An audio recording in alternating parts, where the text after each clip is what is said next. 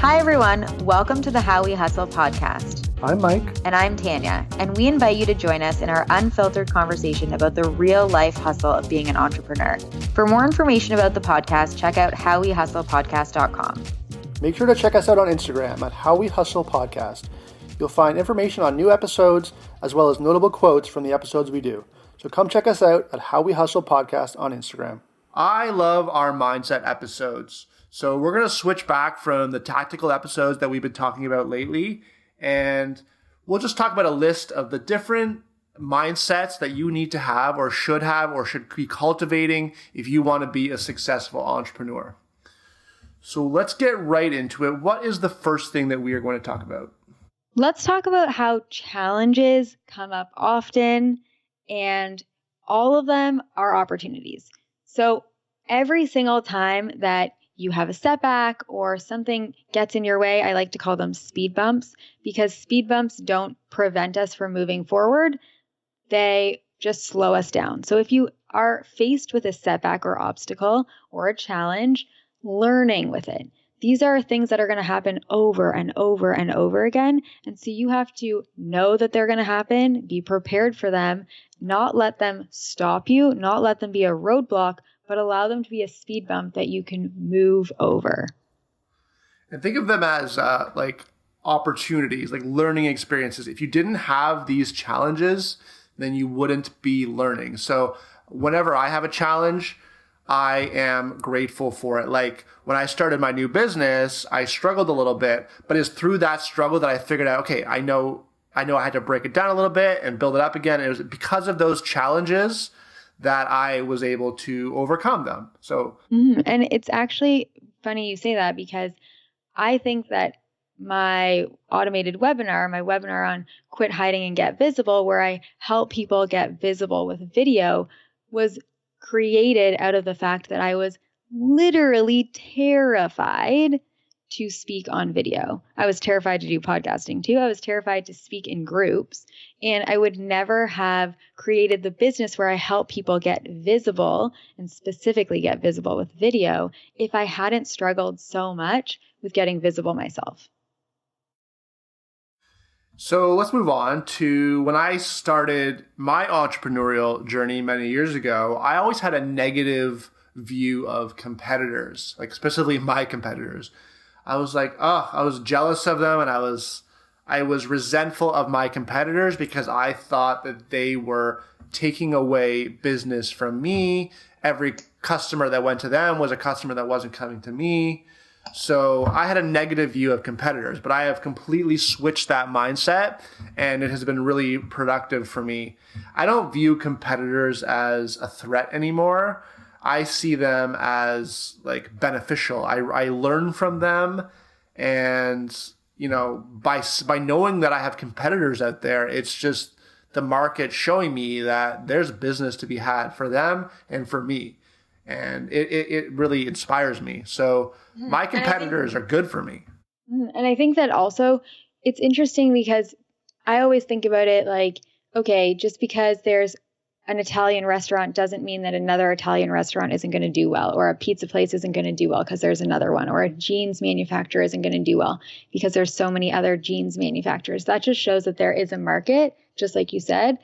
And also, looking to your competitors to see what's working for them is a really great indication for you as to what areas are people struggling with. What topics do people want to hear about? One of the hacks that I shared with Mike this week was, whenever I'm looking for a topic for a video or a topic for a blog post, or how to write a title for a video, or how to write an email subject line, I will put the topic into Google, and I then will see what kinds of topics or blog posts are coming up on that first page. Because if they're coming up on that first page, that means that a lot of traffic is going to those sites. And so a lot of people are searching, or a lot of people are interested in that subject line or that topic.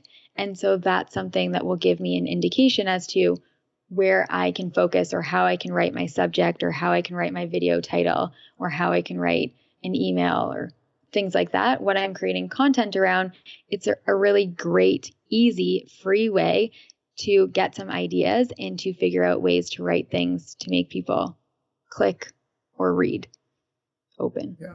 And also like pay attention to what your competitors are doing, because that will also show you what you are doing that's a little bit different. And it can, you can highlight how, even though you might be providing the same or a similar service, you're also different. So, by seeing what your competitor's doing, you can also highlight your own uniqueness, and you can play on that uniqueness and focus on it. So, and to the opposite point of that, I talk a lot about how I absolutely love Gabby Bernstein and how she shares a lot of information that comes from A Course in Miracles or that comes from Kundalini yoga or meditation.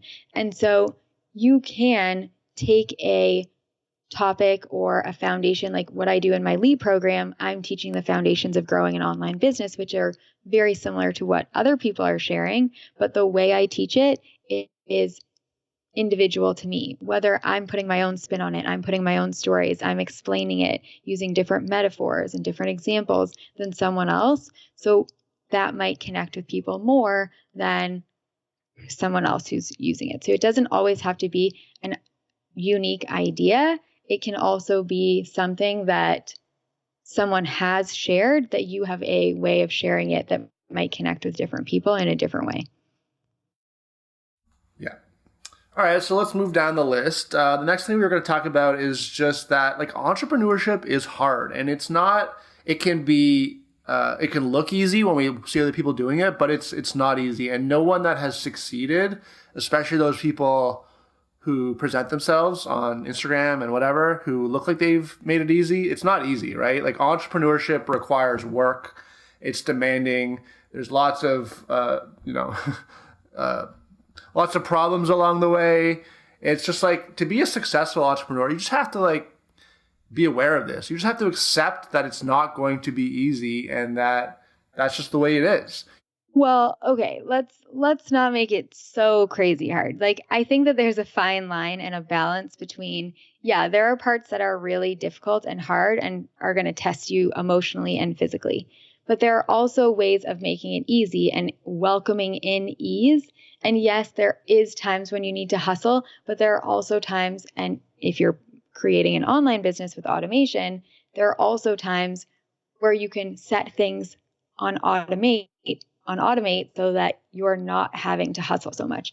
But I mean, to begin with, to create them, yeah, you're going to have to work hard.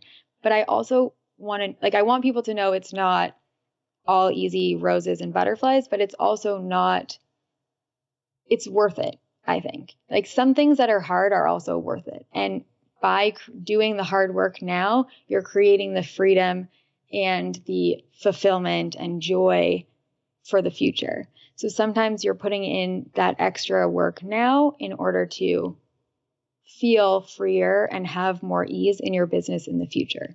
So I don't want it to deter people from getting into starting your own business, because I do think it's worth it. But I don't think that you can just sit on your couch and watch Netflix and hope for the best and like do your I am statements and write in your journal about how you want to create an online business, and then all of a sudden it just plops in your lap. Like, it doesn't work like that.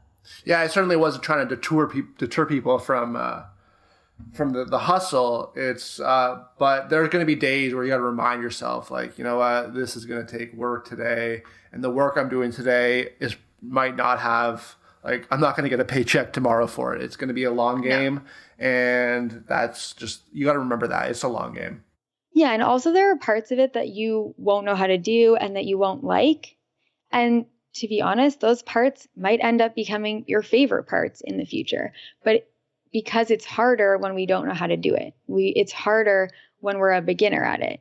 But you and I both snowboard, and snowboarding is freaking hard to learn. But now when I snowboard, I'm not really thinking about turning, right? I'm not thinking about my edges. I'm not thinking about my balance. It comes naturally. Same with driving. Like, when you first learn how to drive, you're very stressed, and then you can drive and be like, I don't even remember how I got here. Yeah, like my last business, I built out a back-end software platform, which was super annoying. But once it was done, it ended up being the catalyst for like it was the best thing I could have, and it was already done. So, it was a long game. Mm-hmm. So it requires effort at the beginning. Like, I always think about, like, I mean, not everybody has ever built a snowman, but in my mind, it's always, when you're building a snowman and you're rolling the snowball and trying to get it bigger and bigger and bigger. Well, as it gets bigger and heavier, it's harder to push, to get started. The momentum you need or the effort you need to get it started is a lot, but then to keep it rolling is a lot less. So to create the momentum in your business, you have to put in the effort at the beginning. And I think it's just a mindset thing we're trying to get to is some people really want that instant gratification of maybe a paycheck every 2 weeks. Yeah, it's not instant gratification. But with entrepreneurship, you can't have that mindset. You gotta think a little bit differently. All right, let's move on here. So the next thing that we had on our list of things to talk about was just striving for perfection and how you really can't do that. They say I see that every day. Yeah. If you sit in your house and wait for all of the lights to turn green before you leave your house, you're never going to leave your house, right? Yeah, and I see it every day where people are waiting to share things, waiting to put out their course, waiting to talk about the course, waiting to offer their services until they have a perfect website, waiting till their branding is all beautiful. No, you don't need to wait. I mean, if you have a business where it's a service-based business, as long as you can give the service, you don't need all of those fancy, shiny objects like a perfectly done Facebook page and a perfectly done Facebook group and a beautiful website and a lead magnet and an email list and all of these things. You don't need any of those things to get a client. You literally don't need any of that. What you need is a person. Money flows to you through other people. You get clients because you connected with a human being, not because you had a beautiful website. So you don't need everything to be perfect. You don't even need to have, some of my clients will see what happens when they join my program and how I have a whole welcome sequence and all of these automated documents that they get. And they'll say, oh, well, I don't have that. Well, you don't need that. I didn't have that at the beginning either. I used to just send out an email to people to welcome them to my program and say, I would type it out every single time. So you don't need any of these things to get started. And if you're waiting for them, then you're missing the opportunity and you're going to get discouraged too. Yeah, I totally agree. And, I'm good at coming up with excuses on why I shouldn't. Thank you for that confession. This is definitely true. And you always say, okay, cool, but let's put the excuses away for now and get to work. Yeah, because you can share that you're available for taking on clients. You don't need specific systems in place to take on clients. Some of my clients will say, well, I don't have a membership area. Who cares if you don't have a membership area? There are people that don't know what my membership area looks like inside. So they're not expecting that you have the same sort of membership area. And if I had waited, I didn't have that to begin with. At the beginning, I would just send it out to people in an email. And then I would put it on a web page that I built myself. And then as I grew and as I had more clients, I had more money to invest in creating those systems. So you need the clients. I'm a big believer in you need the money. You need to be making money before you start building out all these fancy systems. All right. So the next thing on our list was it was very much micro versus macro, right? The macro, the bigger picture of our business, all it really is just composed of micro components, So don't let the overwhelm of the big picture stop you from focusing on the small things. Everything is really just a series of tasks and whatnot. So if you think, oh, I've got so much to do to get the whole big picture taken care of, it's really easy to fall into overwhelm and really get nothing done. But if you break everything down into what they are, which is just one thing after another, it really becomes a lot easier to tackle and be productive. And even if you don't get everything on the list, there's been times where I feel overwhelmed, but then I just I do one thing. And even if I just get that one thing done, it feels so good. And especially the next day where you're yesterday, at least I got that one thing done really well and now it's done. So, Yeah. And I actually do that specifically with my clients, break things down into what's the one thing that you want to get done today and not one thing that's going to take 6 hours, one thing that's going to take you 15 minutes. What is the itty bitty, teeny tiny little thing that you can do today to feel productive, to feel like you're moving the needle forward?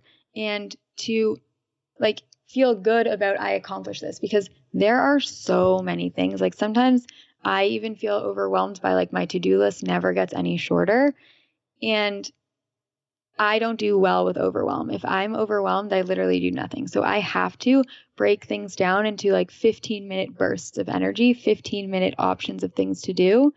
And if you break it down into just teeny tiny 15-minute things, it feels a whole lot better. And if you do something else, bonus, great, amazing. But if you break things down into 15 minutes, you can just choose, okay, what's the next 15-minute thing I'm going to do?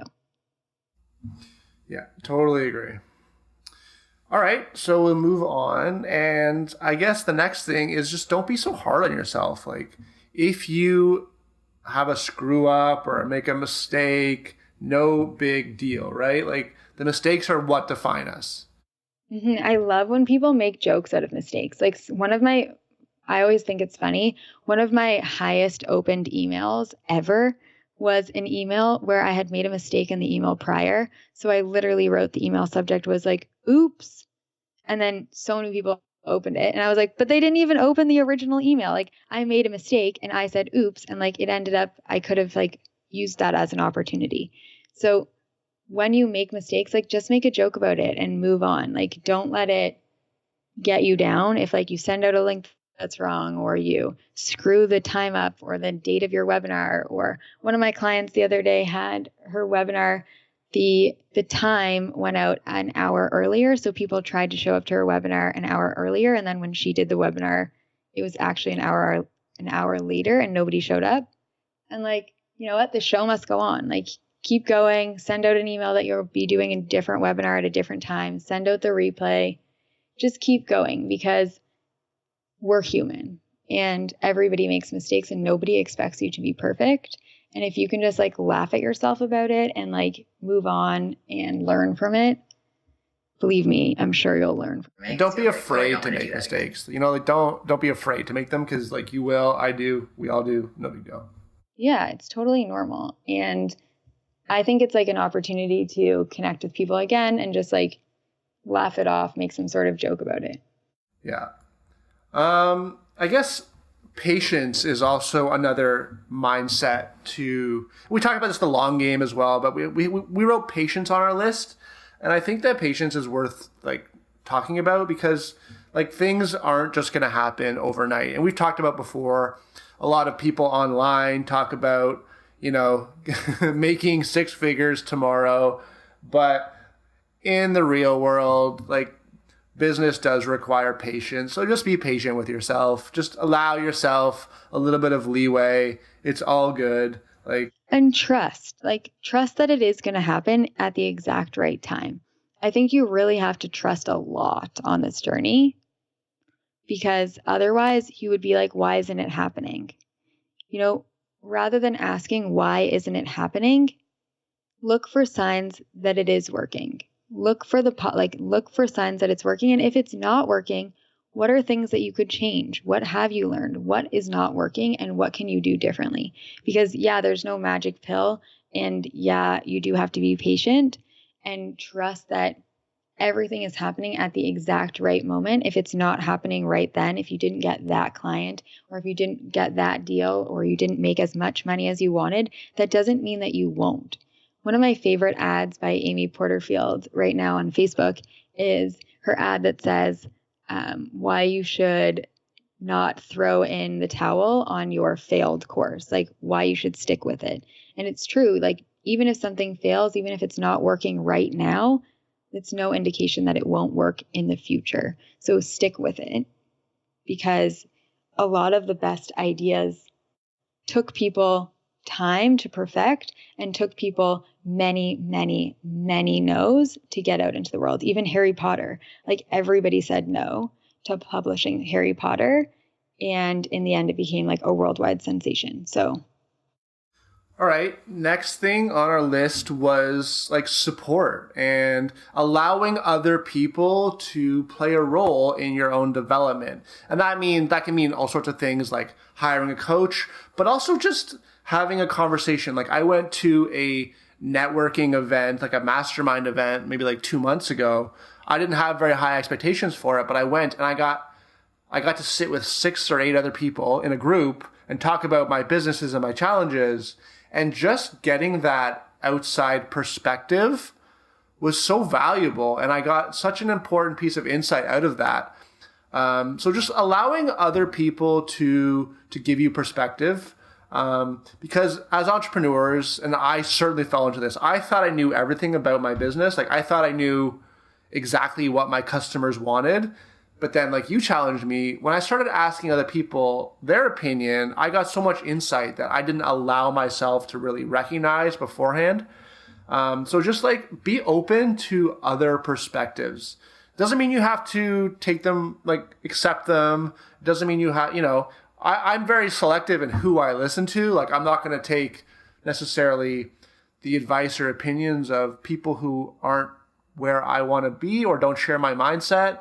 But I also do actively seek the opinions and perspectives of other people intentionally because I get a lot out of it. And I don't want to fall into the trap, if you will, of just relying on myself because it's a tunnel, Mm-hmm. It's totally a trap. And I do think like, I love what you said about asking for other people's perspective and like your peers, but also to potentially your audience. Like I always say the lazy way to do it is like, just ask. If I don't know what I should be doing or what topics to talk about, like I just ask. But also asking your peers, like I love masterminding. I have accountability groups or mastermind groups that have been like imperative to my growth and I wouldn't be here without them. And I do think that having somebody who's maybe not exactly in the same space as you, but is in the same genre, like maybe the same space, but not the exact same specific niche, is a great way to use different things that are working in different types of businesses and apply them to your business, or to get another perspective. Also to hear like, what do they see, right? What are they hearing? Because sometimes what we put out is not necessarily what's being received. So asking other people for their perspective is a great way to see yourself and your business from another lens. Yeah, completely agree with that. Okay, so we've got 2 left, I think, on our list. The next was just like be disciplined, right? Discipline is a mindset, and you have to have it. One of my favorite quotes around this is like, motivation is like bathing. You have to do it every day. Like you have to create the motivation. You have to be disciplined and create your own motivation because nobody's going to build your business for you. You can hire out. This is one of my favorite things I tell Mike also. It's like you can hire out all the positions, but that's not going to build your business. Like it's not other people's responsibility to build your business. It's yours. And you need to know how to do things. So yeah, it's not always going to be easy and it would be nicer if you could outsource everything, but creating the motivation to learn and to do things and to stick with it and to show up every single day in your business and like be the CEO and be present and do and say no to things that other people get to say yes to. One of the things I talk about is my first year of building my business, I probably said no to most social things because I was investing all of my money into my business. I was investing all of my spare time while I was working a 9-to-5 job. I was investing all my spare time into building my business and supporting my clients. So when I said yes to building my business, yes to investing in it, yes to taking on those clients, I had to say no to some of the social things that maybe my peers were getting to say yes to, but they weren't building a business. So you need to make a decision, and some things will need to be sacrificed, not forever, but for the moment. And I think that leads really into the last one, which was that overall, being an entrepreneur is different. And it's like, it's a lifestyle, right? You have to approach it differently. Like if all of your friends are doing things one way, you're not doing it the same way as them because you're living a different way. Yeah, I think like they like have weekends. Like there's no such thing as a weekend when you're an entrepreneur, but like they have limited vacation. There's no such thing as vacation when you're an entrepreneur. Like all summer, I felt like I was on vacation every single day because I was golfing every day, whereas everybody else was going to work. I didn't have to go to work because I was working when I wasn't golfing. So I got to make my own hours. But yeah, did that mean that some nights that I worked late into the night or that I was working on Saturdays or Fridays? Like, yeah, there were days that I did do that. But it was for me, it was a small price to pay to be able to golf every day and not have somebody tell me when I could go on vacation or when I could go outside or any of those things. Like I make my own decisions, but like I also eat what I kill. And don't compare yourself. Like and I do this all the time too. If it's, especially when I walk like downtown and I see all these corporate people who are like evidently working really hard, and it makes me second guess myself, be like, oh, they're working so hard. Here I am like in the middle of the day at my house recording a podcast. And it's just like, it's a different lifestyle, right? Like we're trying to get to the end goal, whatever that end goal is, but differently. So don't compare yourself to people who are doing things differently than you are, because then you're going to, confuse yourself. It's like saying, I heard this expression was like, if you judge intelligence by asking a fish to climb a tree or something, you're going to think the fish is pretty stupid. But that's just, you have to understand that you're doing things differently than other people. So don't compare yourself to people who have taken a non-entrepreneurship path. Entrepreneurship is a lifestyle. I think that's a good point also, because you're on different paths, but like your values are different, right? What do they value? Maybe they value stability. Maybe they don't value freedom. Maybe they prefer stability over freedom. Maybe they don't value vacation. Maybe they enjoy the routine of going to a job, right? Entrepreneurship is rarely routine unless you create your own routine. So, it's different. People value different things and have different goals and have a different life that they desire in mind. So if you are going to be an entrepreneur, you have to have a completely different mindset, and you have to cultivate a completely different mindset. And that's a wrap on another episode of How We Hustle. For more information, check out howwehustlepodcast.com.